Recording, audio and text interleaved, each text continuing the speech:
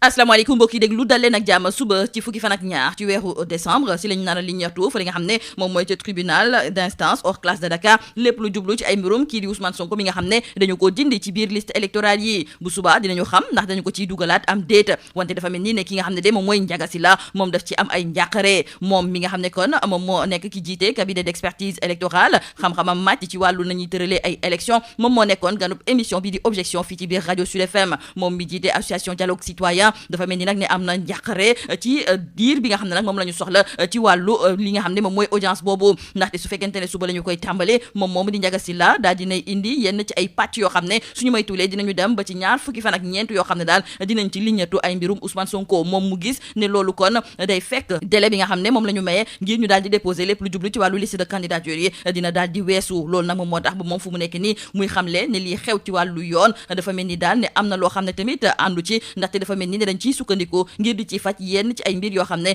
dafa jublu ci wàllu politique ñu desandi ci wàllu politique ak joriñ gu njëkk gii di Amadou Ba ndaxte culikaay bii di enquête moo ñu xamal ne ma nga fële nga xam ne moom mooy ca Paris di fa amal ab tukki nemmeeku wante nag dafa mel ni ne tukki nemmeeku boobu moo fi amal am na ay risques yoo xam ne daal dinañu ko ci jànkonteel ca Paris googu sax culikaay bii di L'As moo ñu xamal ne kii di Amadou Ba fexe na nag ba jubóole waa Benno Bokk Yaakaar ndaxte ñi nga xam ne tey ji ànduñu woon keroog ba ñu koy tabb ngir mu daal di nekk candidat wu Benno Bokk Yaakaar ñoom ñëpp daje nañu nag fële nga xam ne moom mooy ca Paris daal di nekk ci ginnaawam dem googu nga xam ne kii di Amadou Ba dem na ko foofu nga xam ne moom mooy ca France ndax dafa dem ndax dafa nekk joriñ gu njëkk wala boog dafa nekk candidat bu coalition Benno Bokk Yaakaar soxna Aminata Touré moom mooy xamle ni li ni mel moom àndu ci tey àndu ci ëllëg maanaam daal ki nga xam ne de moom mooy Amadou Ba ñaari casquette la demee foofu nga xam ne de moom mooy ca France ñu desandi ak soxna Aminata Touré mi nekk candidat ci wàllu élection yi nga xam ne moom la ñu dëgmal moom moo nekkoon ganub émission bi di Grand Oral ci Rewmi TV ay kàddoom autolikaay bi di Rewmi quotidien daal di ñu koy fësal moom mu daal di gis ne ci wàllu élection yi ñu dëgmal bëgg na mu nekk ay élection inclusive maanaam daal képp ku ci bokk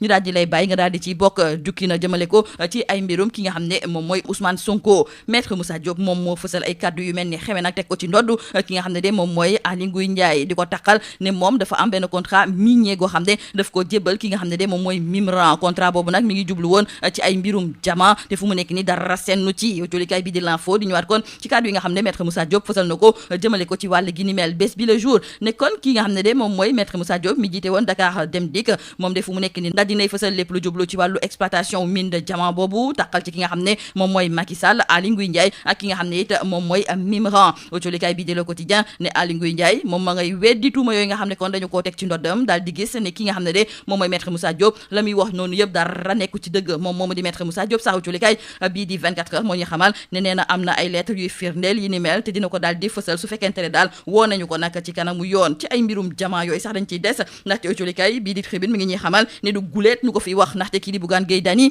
ci atum 2021 la njëkk a fësal jëmale ko nag ci ay mbirum diamant yoo xam ne dañu koy exploité ci bët gànnaaru réew mi ci biir autolikaay bii di Dakar Times ñoom dañoo tànn ki nga xam ne de moom mooy général Moussa Fall daal di koy def ki nga xam ne moom moo gën a fës ci atum 2023 ak tamit ki nga xam ne moom lañ ci gën a ràññee ñi nga xam ne ñoom ñooy waa Dakar Times di ñëwaat ci tànneef googu di gis ne su fekkente ne suñu réew ba léegi jàmm mi ngi fii wéy di am ak fitna yi nga xam ne moom moo amoon li ko dalee atum 2021 jàpp 2023 su fekkente ne nag daal am na ci du keneen ku dul ay mbirum général Moussa Fall moom mi nga xam ne kon daal dina ciy def kéemtalaay kàttanam def lépp rek ngir réew mi du nekk ci fitna loolu moom moo tax ba tey jii ñu ñëwaat ci jaar-jaaram daal di xamle ne moom dong moom rek da la ñu tànn ngir mu daal di nekk personnalité de l'année 2023 jeexale ko ak wàllu lamb ak jolikaay bii di sunu lamb mu ngay ñëwaat ci combat bi nga xam ne kon kii di Baye Ndiaye daf ko bëggoon tëgg ci diggante Siteu ak Balla Gaye numéro 2 wante jolikaay bii di sunu lamb mi ngi ñu xamal ne Siteu 150 millions da day laaj ki nga xam ne moom mooy Baye Ndiaye moom mu daal di xamle ne li ni mel xalaatu ko sax ndax amul koppar gu toll noonu yëpp